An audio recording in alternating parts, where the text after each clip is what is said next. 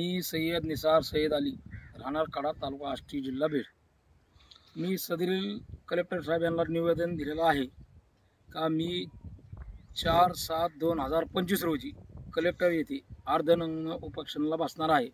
तरी सदरील नवनाथ देवराव औंधकर मंडळ अधिकारी यांनी कशामुळे उपोषणाला बसत आहे, काय कारण असतं असे मला धमकीचे उत्तर देत आहे।